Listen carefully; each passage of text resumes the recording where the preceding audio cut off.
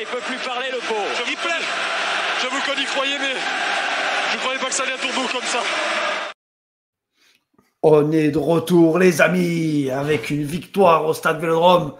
Mon ami El Gringo, le sprint est lancé. Plus que 10 matchs, 10 finales. J'aime quand on dit finale, Naïm. Alors, comment tu te sens aujourd'hui, ce lundi-là, après une victoire? Il y a des choses à dire, cette victoire, Naïm. Il y a beaucoup de choses à dire. Ouais, une victoire importante. Déjà, je crois que c'est la chose numéro 1. C'est une victoire très, très importante pour rebondir après tous les événements de la semaine dernière. Et une victoire aussi, il faut le noter, méritée. Même si ça a été difficile, je pense que malgré tout, voilà, on n'est quand même pas dans un cas où on est passé tellement à côté du match que Nantes aurait mérité de gagner, je pense pas. Mais la victoire a été très, très difficile à obtenir. Il est bizarre, Naïm, ce match. Ce match est un peu bizarre parce que j'ai pas pu être au Vélodrome, mais vu de la télé, il y a plein de choses qui nous ont rappelé ce qu'on n'aimait pas en début de saison de l'Olympique de Marseille, notamment au Vélodrome, avec beaucoup d'imperfections dans le jeu, avec une équipe de Nantes qui nous a surpris. Parce qu'on ne s'attendait pas du tout à ce que ce bloc soit aussi haut, qu'il vienne autant nous chercher. Pour une fois, Comboiré a osé, mais on va en parler quand même, parce que grâce à Comboiré, on l'emporte. Son double changement de Mosaï Samon et Mathis Sabline, c'est la passe décisive pour... quand tu vois ces doubles changements chez lui et nos doubles changements à nous, en fait, ça fait basculer le match. Ouais, c'est vraiment clairement les deux joueurs qu'on avait ciblés. Hein. Dans l'avant-match, on avait bien dit que sûrement il enlèverait Mostafa Mohamed et qu'il garderait ces deux joueurs-là pour avoir de la vitesse devant. Ce qu'on n'avait pas vu venir, par contre, c'est la position des joueurs des joueurs de Nantes, parce que vraiment, ce qui a été impressionnant sur ce match-là, c'est à quel point ils sont venus nous chercher haut. Tu sais le plus choquant, je t'arrête juste sur cette image. Regarde Palois où il est sur Greenwood. Ouais, voilà. Clairement, ils sont venus. Il a fait un individuel tout le match, mais il a vraiment été le chercher où il allait. Il allait pisser, il le suivait. Ouais, il y a vraiment beaucoup de choses à dire. C'est clair. Donc la première chose, c'est ce pressing haut, mais un pressing duquel, tu vois, c'est la première minute de jeu, duquel on est très bien sorti dans les 10 premières minutes. C'est quelque chose qui n'a pas été assez noté, mais pendant 10 minutes, leur pressing n'a pas du tout été efficace, le pressing très haut. Et tu vois que ça a libéré beaucoup de champs. Ouais, et ce champ, il a profité énormément à Rabiot. Rabiot qui a été très, très bon hier. Les 20 premières minutes, il a été monstrueux. Il aurait pu ponctuer ces 20 minutes du fameux but refusé, mais il leur a fait très, très mal dans les interlignes. Ouais, clairement. En fait, là, tout cet espace-là, il l'a bien pris à chaque fois. Là, on a un très bon ballon sur une action qui va finir par une frappe d'Heuberg. Et ça a été très, très dangereux. Et on a retrouvé ça, tu vois, 2 minutes 42, on retrouve 5 joueurs de Nantes aux abords de nos 18 mètres. C'est quand même impressionnant. Il faut rendre hommage à Nantes, vraiment, d'avoir osé faire ça. Mais encore une fois, on est sorti très, très facilement de ce pressing-là. Long ballon à la main de Rouly, cette fois directement sur Murillo, qui a pu aller percuter. Et là, tu vois, il a encore beaucoup d'espace avec son défenseur. On commence à arriver en supériorité. Il va choisir de centrer. Alors qu'il y avait vraiment beaucoup mieux à faire. Il pouvait encore aller fixer pour jouer sur Luis Enrique. Il pouvait rentrer intérieur. Il y a beaucoup d'espace pour aller jouer avec Greenwood. Et en fait, d'avoir voulu chercher directement Gouiri aussi loin, je pense que c'était un mauvais choix. Et on va y revenir après, mais ça fait partie des choses qui ont été mal faites hier. Ça a été les choix sur ces situations. C'est un 5 contre 5 en fait. C'est limite un 5 contre 4 qui a joué. Mais on va en parler après individuellement des joueurs. On voit que Luis Enrique sur ce match-là, voilà, on a retrouvé le Luis Enrique qui manquait de personnalité. On a retrouvé Luis Enrique qui n'a pas osé, qui a peu osé tenter. Mais sur la prise d'information de Murillo, pas une seule fois il s'imagine dédoubler avec Luis Enrique, alors que c'est ce qui fait la force de l'OM cette année. C'est le dédoublement de Murillo avec Luis Enrique. Ouais, ou même Luis Enrique pourrait faire un appel plus tranchant sur cette action-là. Enfin, en tout cas, c'est pas très, très, très, très bien joué. Il y en a beaucoup de situations comme ça. Et donc là, tu vois qu'après ça, à la 10 minutes, ils ont quand même commencé à reculer un petit peu, mais ils ont continué à se projeter à la récupération. Là ils viennent d'intercepter un ballon, donc tu vois qu'ils se projettent en nombre. Ils commencent à avancer. Il y a une excellente récupération combinée de Benasser et de Balerdi. Le bloc de Nantes est très très haut de manière surprenante, mais ça libère beaucoup d'espace sur le côté. Le très très bon appel de Greenwood qui prend cet espace-là justement permet à Luis Enrique de rentrer intérieur, de donner un excellent ballon vraiment parfait pour Gouiri qui donne à Rabiot. L'action est exceptionnelle. Et en fait, tu vois, pendant 10 minutes, je viens de te montrer 3 énormes situations et ça va jusqu'à la sortie de Murillo, ça va continuer comme ça. Il y a le très bon centre de Merlin qui passe à quelques centimètres d'être repris. Donc, en fait, on a parfaitement contourné ce pressing. C'est contrairement à ce qui a été dit où on nous a dit que voilà, c'est ça qui nous avait gêné. C'est pas ça vraiment qui nous a gêné parce que pendant 20 minutes, on a été très bon. La sortie de Murillo nous a peut-être un peu déstabilisé dans ce système. Et surtout. Naïm, c'est pas. Alors, il y a la sortie de Murillo, je pense, qui nous a déstabilisé, mais c'est surtout l'entrée de Lirola. C'est pas. Oui, parce que si c'était un joueur qui était rentré avec d'autres prédispositions, disons le bon Lirola qui fait des bonnes rentrées d'habitude, contre Lyon, ça aurait déjà changé beaucoup de choses. Ça fait partie des choses parce que vraiment, il a eu beaucoup de situations de bons ballons à donner qu'il n'a pas su faire. Mais c'est pas tout. On a été moins juste techniquement sur. Il n'y a pas eu que lui. On a raté vraiment des choses qu'on réussit beaucoup mieux d'habitude et pourtant les sorties de balles étaient pas mauvaises, mais ça combiné à quand même, il faut le dire aussi, hein, franchement, Nantes a fait un match du stade, c'était beaucoup plus flagrant qu'à la télé, mais Nantes a fait un match dans l'agressivité, dans les courses, c'était impressionnant, vraiment, le nombre de ballons qu'ils ont contrés en se jetant, de retours, même début de deuxième, on pensait qu'ils allaient faiblir, on les voit encore pressés en sprintant jusqu'à Roulis, c'est la combinaison des deux. Donc, un peu les mauvais choix, un peu un manque de justesse technique et un peu cette agressivité, c'est vraiment cette envie nantaise qui ont fait qu'on a été vraiment beaucoup moins bon passé la 20e minute.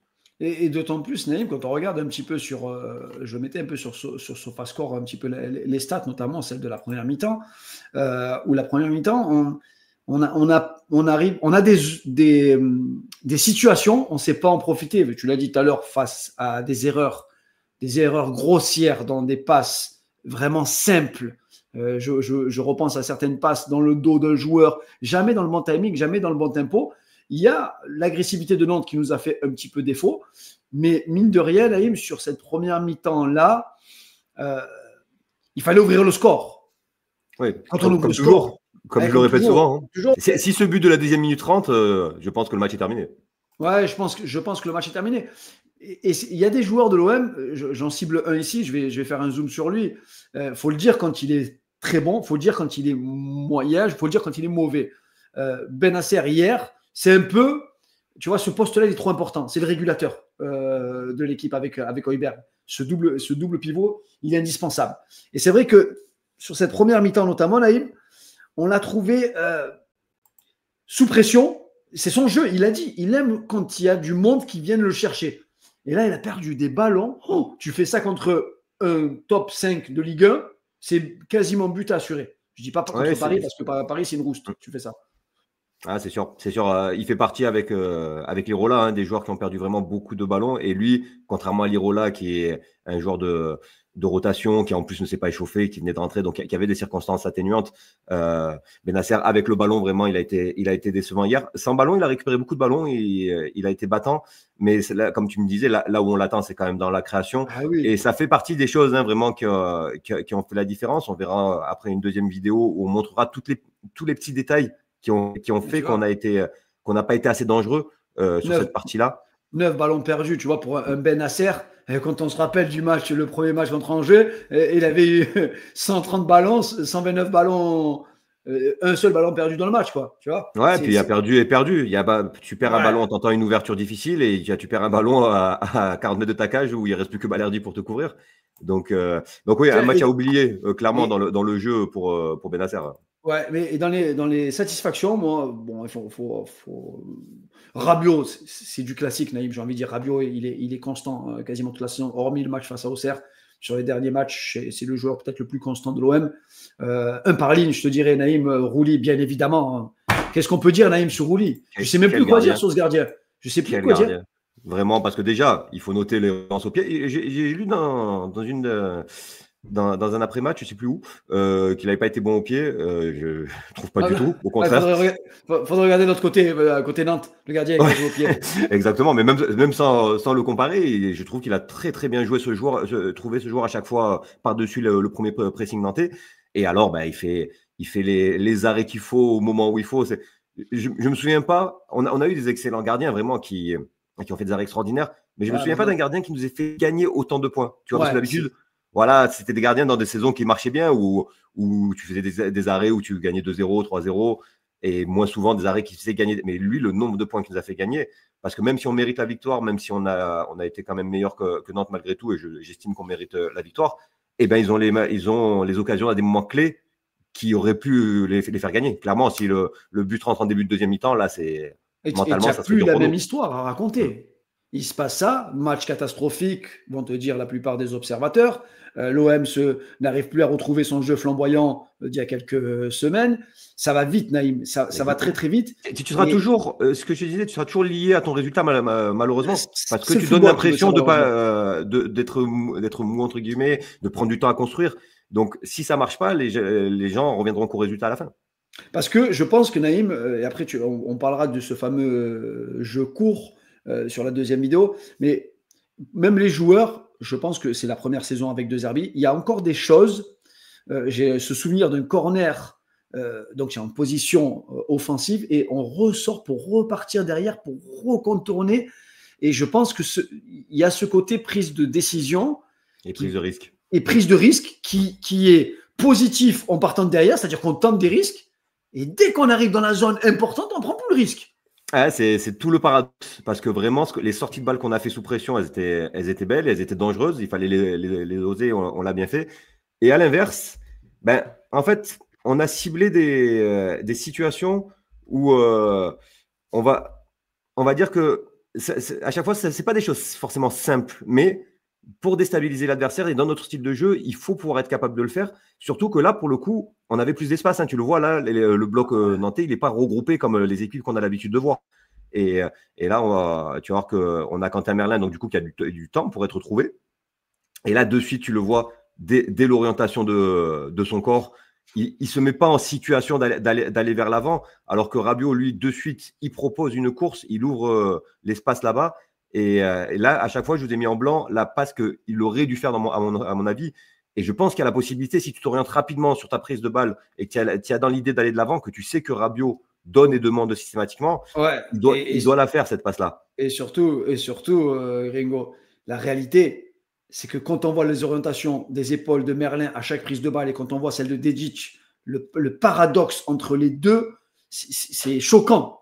C'est un qui y va pour provoquer et donc ça fait naturellement reculer l'adversaire et l'autre qui connaît ses défauts, qui connaît tellement ses défauts qu'il n'ose sûrement pas aller provoquer, qui limite c'est celui qui fait le plus d'appels, Merlin quand même à l'OM. Je pense que sur cette saison, c'est peut-être le joueur qui fait il en fait des très bons même. Hein. Il en fait des très très bons. Il est peu servi.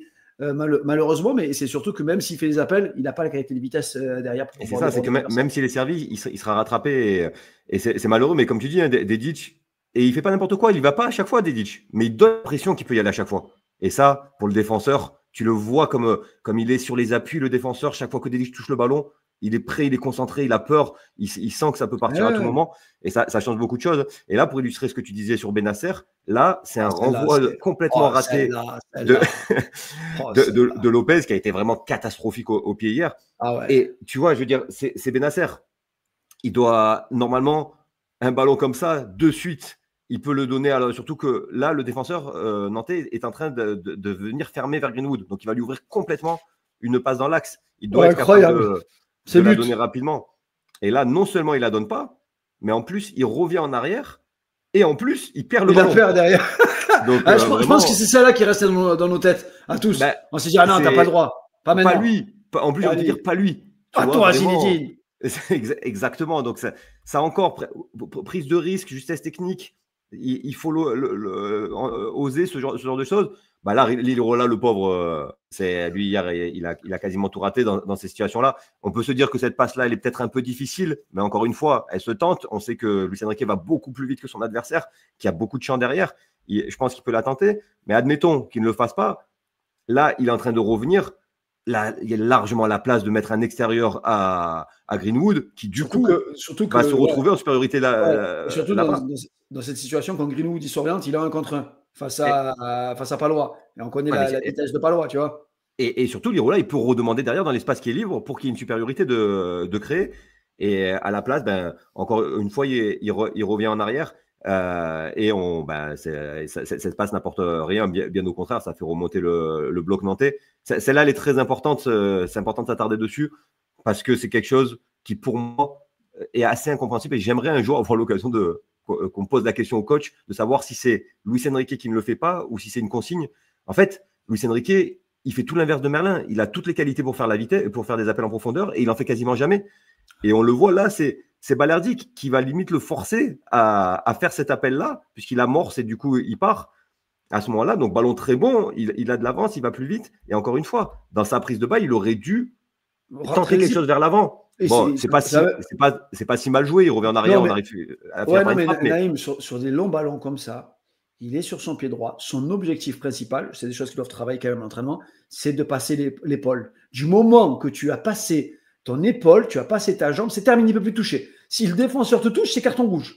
Puis c'est un joueur à droit, techniquement, je veux dire, c'est pas juste un sprinter. Là, il se fait une prise de balle vers l'avant, mais comme tu dis, c'est soit face à face avec le gardien, soit carton rouge. Il n'y croit pas. Il ne croit pas assez en lui. C'est terrible cette sensation. Et au-delà vraiment de la prise de balle sur l'appel, c'est que cette balle en profondeur, c'est la seule du match quasiment.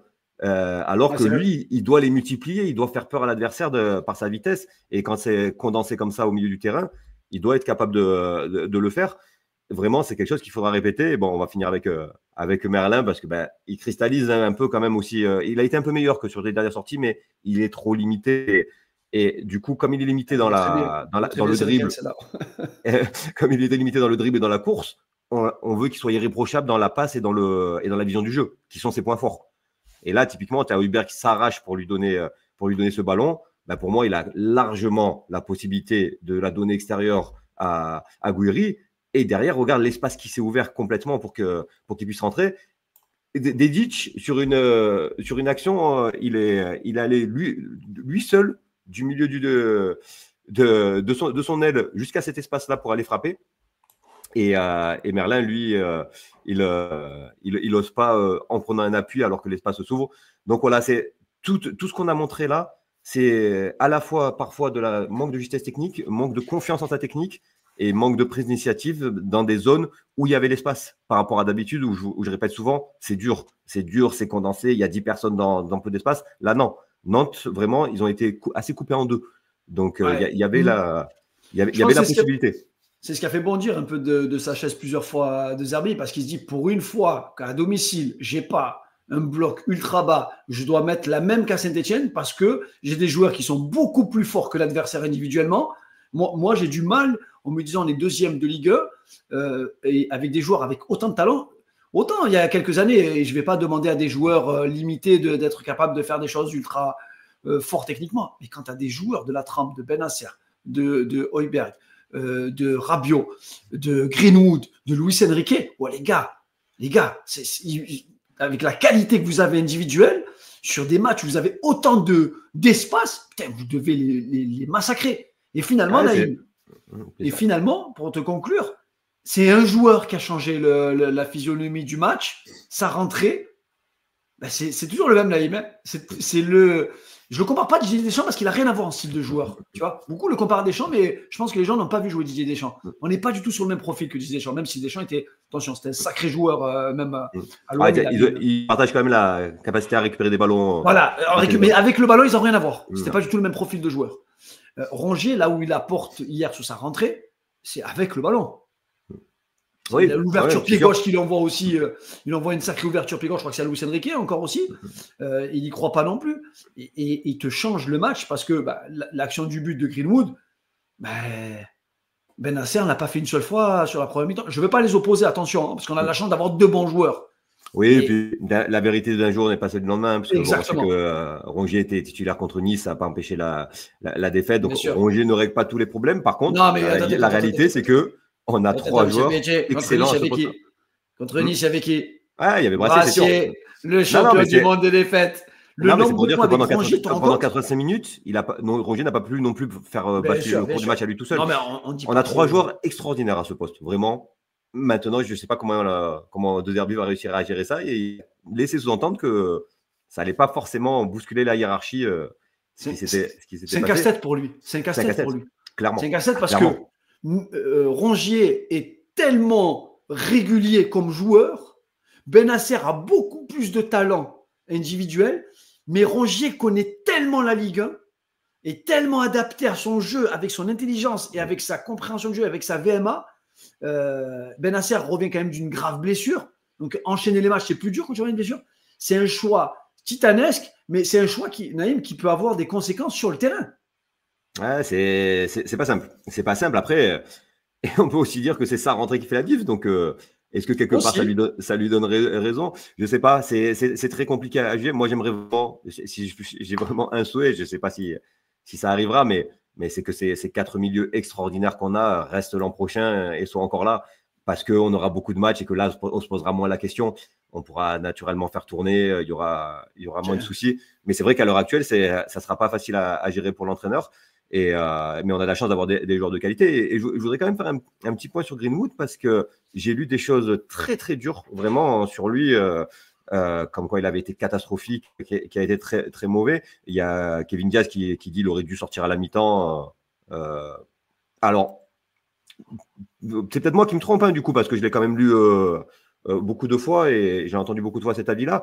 Mais pour avoir vu le match au stade et ensuite donc l'avoir revu et analysé en vidéo pour l'après-match, je trouve quand même qu'en première mi-temps, il a fait énormément de différence. J'ai compté, il a passé 4 fois Palois en 1 contre 1. On disait que Palois était infranchissable. On parle de 4 actions où vraiment il les limite complètement, il le laisse derrière lui. En deuxième mi-temps, une fois de plus, et en plus sur les 2 buts, bon, on peut pas dire que sur les 2 buts il le passe, mais il se crée un espace sur le premier pour la passe, et il a un compte favorable sur le deuxième. Donc il a aussi fait beaucoup de bonnes passes intérieures, comme a fait Højbjerg, en rentrant et en créant ce premier décalage pour sortir d'une zone de pressing nantaise. Donc je trouve que dire qu'il a été catastrophique, je trouve que c'est dur.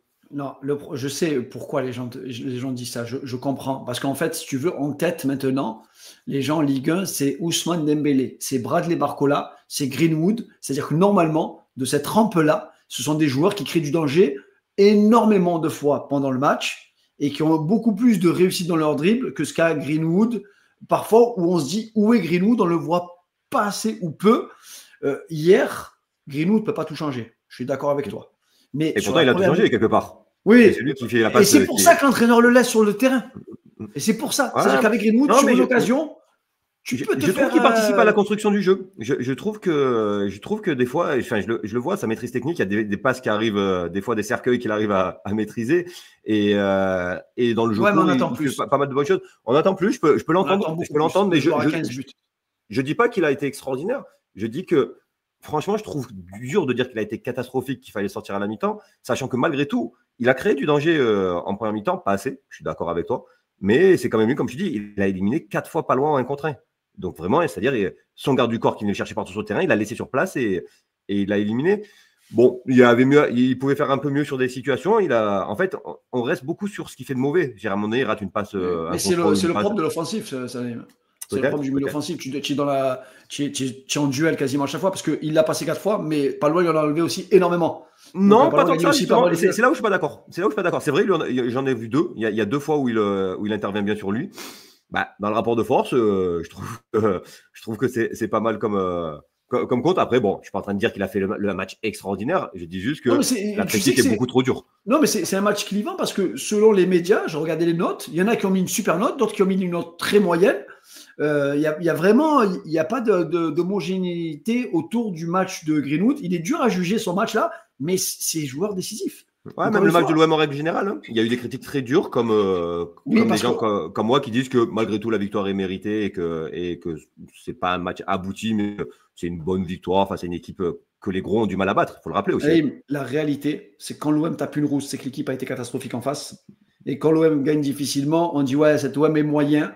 Et parce qu'on a en tête qu'actuellement, il y a une équipe en Ligue 1 qui écrase tout sur son passage de l'époque de Laurent Blanc. On est revenu à cette époque-là où vraiment l'écart, il est abyssal entre la Ligue 1 et le Paris Saint-Germain actuel. Et même les équipes, ils arrivent en victime expiatoire. Ils sont déjà prêts à se faire... tu vois, on l'a bien vu avec Lille ce week-end. Avec Lille, vous êtes sérieux les gars? Vous êtes quand même au 8e de finale Ligue des Champions. Vous êtes qualifiés et vous donnez cette image-là Pour moi, voilà, les équipes françaises, de toute façon, c'est la mentalité française qui manque d'ambition. C'est comme ça. C'est Monaco est champion, ils vont tous son équipe derrière. Moi, j'ai du mal avec ces équipes en Ligue 1 où on démarre, on a déjà perdu. Tu vois, c'est bon. En tout cas, Naïm, sur ce match-là, je pense qu'on est assez complet. Je voulais juste, pour terminer, Ringo, le calendrier de l'Olympique de Marseille. Le calendrier, là, il rentre dans une seule page. Je te disais ça en préambule. Et quand le calendrier rentre dans une seule page, c'est ce que ça veut dire. Hein. Ça veut dire qu'on est proche. Je ne vais pas dire on est proche de la fin, mais là, j'ai noté, on a 5 matchs à domicile, Naïm. On joue Lens, on joue Toulouse, on joue Montpellier, on joue Brest et on joue Rennes. Techniquement, on a 5 matchs où on se doit, Naïm, je pense, que de prendre 15 points à domicile. Il ne faut surtout pas perdre de points de domicile parce qu'à l'extérieur, on a quasiment que des gros matchs à l'extérieur. Ah, c'est chiant. Mais moi, il faut, si tu remontes un peu là sur le planning, tu vois, tu as une série de 6 matchs qui arrivent là. Clairement, dans cette série de 6 matchs, il y en a 4, il faut absolument que tu prennes les 3 points. Lens, Toulouse, Reims et Montpellier. Il faut absolument les prendre et il faut absolument ne pas perdre contre Monaco. Si tu fais ça déjà, tu auras une fin de saison qui sera plus simple. Mais tu disais la dernière fois, rêvez pas, ça se jouera à peu de points. Il y a des chances, hein, ça va pas être facile jusqu'au bout. On a un match à Paris qui s'annonce très très très très compliqué. Donc déjà on va rester sur Lens. Il manque peut-être Lens est au fond du trou. Il manque la moitié de l'équipe contre nous. Ils ont vendu. J'ai pas compris le mercato. On aura le temps d'en parler dans l'avant-match. Mais en tout cas, il faut apprécier les victoires. C'est des victoires qui sont importantes après une semaine cataclysmique. On a vécu une semaine incroyable. On a envie de voir pour Lyon, vous allez vivre la même semaine normalement, si tout se passe bien. Après ce qu'a fait Fonseca hier, c'est quand même, ils viennent de faire quand même il est à deux de lui mettre une coup de tête quand même à Millau, donc il s'est passé à ça. Ah ouais, vraiment ça, c'est le mot. C'est vraiment passé à ça. En tout cas, on va être très attentif à la commission de discipline. Ouais, et cette semaine, c'est semaine de Ligue des Champions aussi. Les clubs français, Lille et Paris sont engagés dans cette Ligue des Champions. Il y a Lyon aussi en Europa League. C'est une semaine décisive, semaine importante. Et ce week-end, nous, on joue Lens, mais il y a surtout Nice-Lyon aussi, Naïm. Donc, de toute façon, tous les matchs, il reste 10 matchs. Il n'y a pas de je vais me rattraper. Il reste 10 matchs. C'est final. Ça va être important quand même. Il faut absolument battre Lens en espérant que Nice ne gagne pas à Lyon. Et on aura un matelas qui nous permettra d'aller à Paris avec un peu moins de pression. En tout cas, merci. Encore merci à tous les amis. N'oubliez pas, partagez, likez, regardez la vidéo jusqu'au bout. Ça nous aide énormément. Et toujours vos commentaires magnifiques. On continue, on avance. Et surtout, les gars, allez l'Olympique de Marseille. J'ai trouvé le match catastrophique. J'ai trouvé le match de l'OM catastrophique. Voilà. Ils sont catastrophiques, les Marseillais. C'est Rouli qui est énorme. Mais oui.